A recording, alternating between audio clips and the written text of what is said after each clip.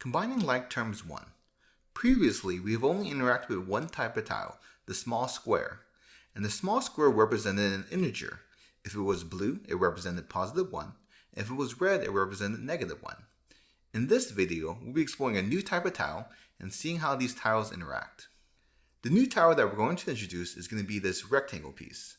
So let's go and compare the rectangle piece to the original square. First, looking at our square has a height of 1 and a base of 1. So the reason why this is called an integer or a square is because 1 times 1 gives us an area of 1. How does the height of the square compare to the height of the rectangle? Hope you notice that the square and the rectangle has the same height. So the rectangle is going to have a height of 1. Now let's go and compare the base. Let's line up this square along the base of the rectangle and see what we notice. Right.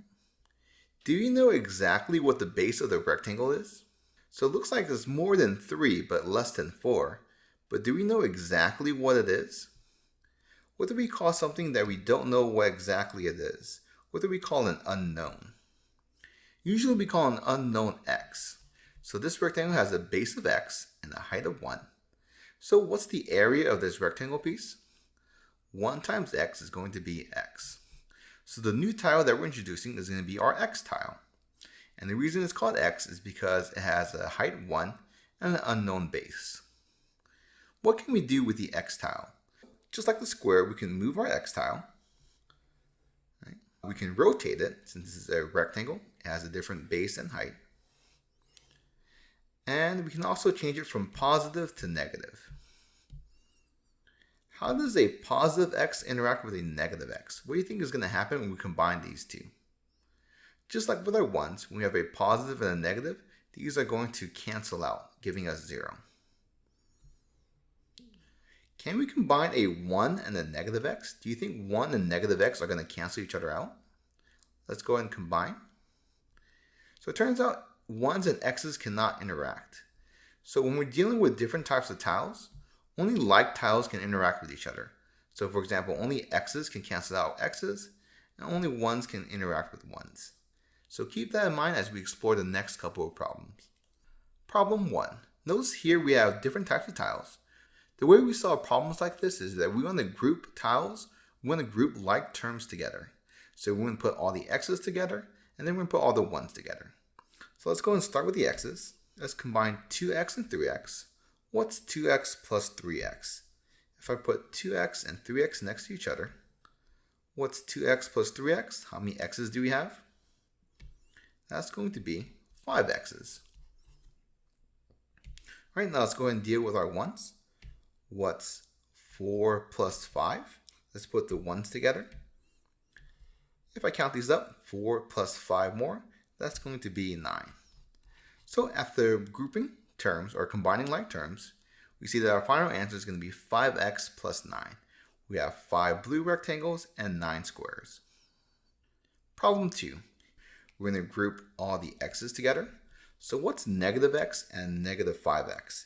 If I have one red rectangle and 5 more red rectangles, how many red rectangles, how many negative x's do I have? So combining like terms, those are going to be a total of negative 6x. Now let's go and compare our 1's. So what's negative 2 and negative 8? If I combine 2 negatives and 8 more negatives, that's going to be a total of negative 10. So after grouping like terms, we have negative 6x and negative 10. Problem 3, let's go and combine like terms. Hopefully you notice that for this problem, we have a mixture of red and blue tiles. So when we have opposite signs, we know that these are going to cancel out. So what's 4x and negative 3x? If we combine 4x and negative 3x, what do we have left? That's going to be just 1x left over. Now let's go and combine 6 and negative 4. What's 6 and negative 4 going to be? If I have 6 positive and 4 negatives, they're going to cancel out. And it looks like I have 2 squares left over.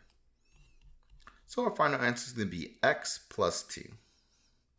Problem 4, combining like terms. Let's go and start with our x's. What's negative 5x combined with 7x?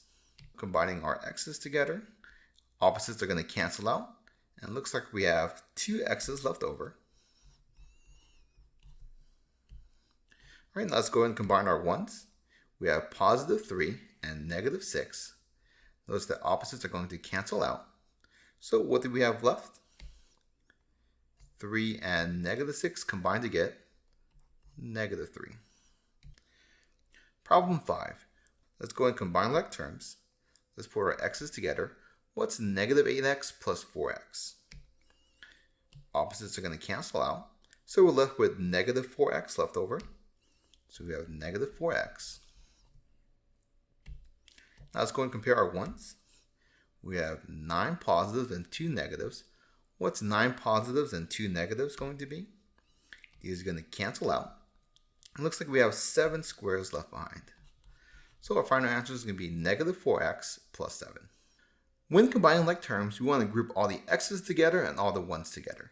So we're going to combine the x's as one term, and we're going to combine the 1's as one term.